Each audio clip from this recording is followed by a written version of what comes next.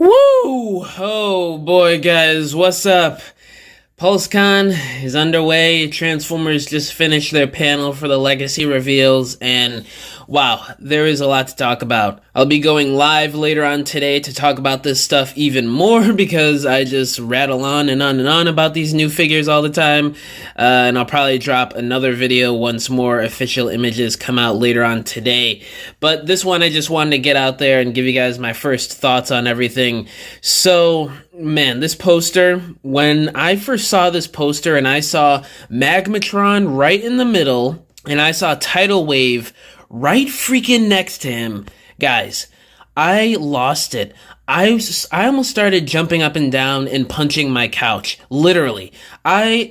Oh man. So it's confirmed basically that the Commander class for Legacy United next year will be MAGMATRON and the Titan class will be Tidal Wave. This is absolutely insane. This is amazing. I cannot wait to get my hands on either of these things. And wow, I almost don't even know what to say. Like, this is fantastic. You know, the rumor for a long time was that the Commander class would have been Tidal Wave and we didn't know about the Titan class, but hey, look at this. This is even better. You see the combined mode with Armada Megatron right next to Tidal Wave. So I don't know how that's going to work out. I know that's got a lot of people scratching their heads on what's going to happen with this combined mode. I just think it's going to be either fake pieces that detach from Tidal Wave to resemble his body parts folded up, or it's going to be smaller, lightweight pieces from Tidal Wave's body that detach and combine with Megatron. That's how I think they're going to handle it because, I mean, obviously, that Megatron figure barely has any ratchet joints on him. It's all friction joints on his arms and shoulders. So, yeah, it's definitely not going to be Tidal Wave's whole body on that small leader class Megatron figure. But, man, a Titan class, can you guys believe it? A Titan class Tidal Wave. Like, this is absolutely insane. And a Commander class MAGMATRON. That's going to make for a fun Commander because, as you guys know, he's a combiner with this one dinosaur, the purple dinosaur. I don't remember the names of any of the dinosaurs, but there's the pterodactyl looking one, and then there's this one with the really long neck. It's sort of like an aquatic dinosaur, I think. And they all combine to form this beautiful beast, this Predacon right here. And I want to note, his name is MAGMATRON, you know, magma, and the whole thing with the, what is it called? Inhumanoids and Rock Lords being mishmashed together in the whole Infernius or whatever that new planet and universe is called for Transformers lore that they mentioned on stream. It seems like it's a lava rock planet, and maybe this is where MAGMATRON's new origin is. I don't know. That's probably their reasoning to bring this guy into Legacy United. So I just figured I'd mention that because it does seem very interesting. Now let's look at these figures here because I know y'all want to hear my opinions on these guys. So first up, Core Class Energon Megatron. He looks good for a core class. I'm really happy with how he came out. He's got his two shoulder rocket launchers. He's got the tank drone that doubles as a cannon and a blade. I didn't think they would include that as a core class, but they did, and it looks pretty good. No ankle pivot, which kind of sucks, and no waist swivel either, so that's a little annoying, but for the only Energon representation that we're going to be getting next year, I have to get this guy eventually, but I'm still bummed it's not a leader class. Tasmanian Kid, he was one I was really excited to see, and man, does he deliver. He's got that cool little arm-mounted cannon that's from his tail. Looks like he can't hold it though, so that kind of sucks because I'm pretty sure in the original cartoon and toy he could hold the cannon in his hand and not like a wrist-mounted weapon. So if he can't do that, that kind of sucks. But the ball-jointed hands are nice. No ankle pivot, but the feet do swivel, which is decent enough. But yeah, the animal mode looks great and the robot mode looks fantastic, so I will definitely be getting this guy when he first releases. And then we have the new rock character. I forgot what this dude's name is. Let me look it up. Boulder Crash. He's pretty cool looking. He's not too shabby. He's another core class release. I'm not going to be in a rush to get this guy. He's not a character I'm attached to, and I'm not really attached to. I'm drawing a blank what that 80s toy line was called that they're drawing inspiration from with these figures, but I'm not a fan of that at all either, so I won't be in a rush to get this guy. But the weaponizer, armorizer aspect, I should say, which is what this is going to be called for United, is pretty cool. And now the deluxe rock armorizer character, we have Magnus here. Oh, another important thing to note here is that these rock characters will have their own faction. So that's going to be pretty cool to find out what the lore is behind these guys more so. And this guy, he's a really dark character for a mainline Generations release. You know, they always like to have bright color schemes even with the darker figures, and no, this guy doesn't even have hints of purple or red on him.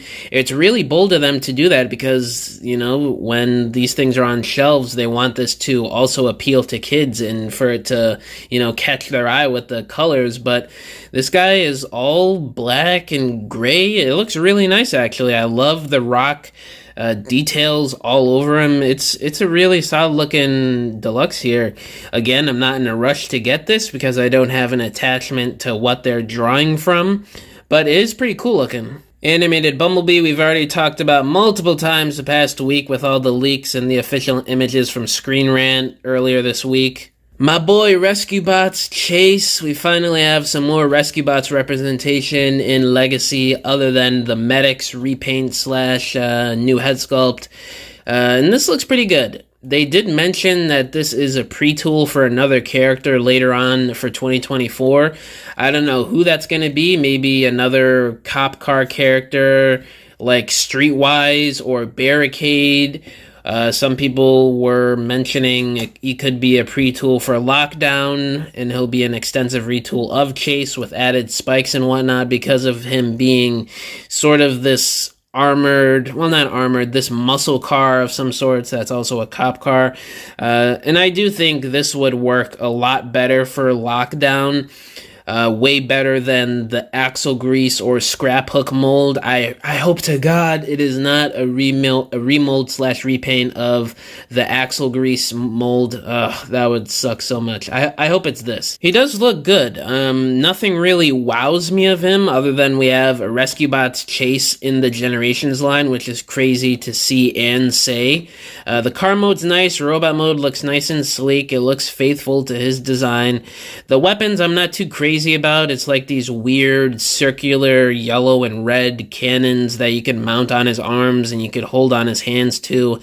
And he has this clear plastic claw weapon that splits into two pieces that he could use as like daggers or whatever they said. So not bad, but I wish the accessories were a bit better. But he did have the claw weapon in Rescue Bot, so I can't argue too much with that. Deluxe Windblade. Now, if you guys remember the leaks that I've been covering the past week or so, 2 weeks actually maybe, you know, the descriptions that the leakers were giving was that she was okay, but nothing crazy. Obviously, that was just that person's opinion because I think this Windblade turned out great, actually. Yeah, there's some robot bits hanging off the jet mode, but it's to be expected with pretty much every jet former, unless if you're Cybertron 2005 Jetfire. Not everyone's going to have that type of engineering, but this is probably the best chug Windblade that we've gotten, and maybe the best one we're ever gonna get. That robot mode is pretty clean, other than the backpack, but I mean, it's really not a bad backpack at all. I mean, leakers were saying it was this big block behind her.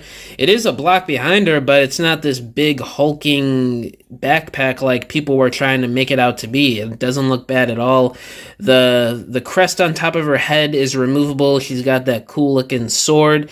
It looks like a pretty good Windblade, and I'd probably get her at some point next year. Now, moving into Voyager class Thundertron. Oh, man. This guy looks fantastic. I was really blown away and really surprised when I first saw this guy of how good he looks and how he came out. Like, this is a dope-looking lion transformer. Like, I was so surprised.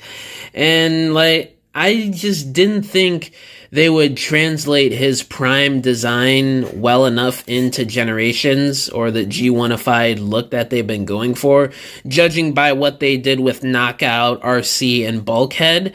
But this is pretty much spot on. Obviously, just a bit more chunky and a bit more blocky, I guess. But, I mean, all the details are there. This looks like a line continuity Thundertron. And they did say his, I think it was left foot is removable so he could have that peg leg. There's some battle damage detail in his face, they said. He's got the sword there. I don't know if he has any other accessories other than the sword, but hopefully he has like a gun or something. I don't even know if he used a gun. It would just be cool if he had one. But this guy looks really cool. Lion mode looks nice. The repaints, I'm really curious about the repaints they could do. I think wasn't he retooled or repainted from Alpha Trion? So that would be cool. It would be awesome to get another Leo Prime. Perhaps it could be his Cybertronian form with this new canon that they're going for with Legacy. And then the other Voyager for the Wave, Animated Optimus. We've obviously talked about that in full detail earlier this week, but I do really love him. He does look pretty cool. Not in a rush to get him, though, since I already have the original, but still a really nice Voyager, in my opinion. He has grown on me since I first saw him. And now the big leader class boy, TIGERHAWK. Oh man, does he look great.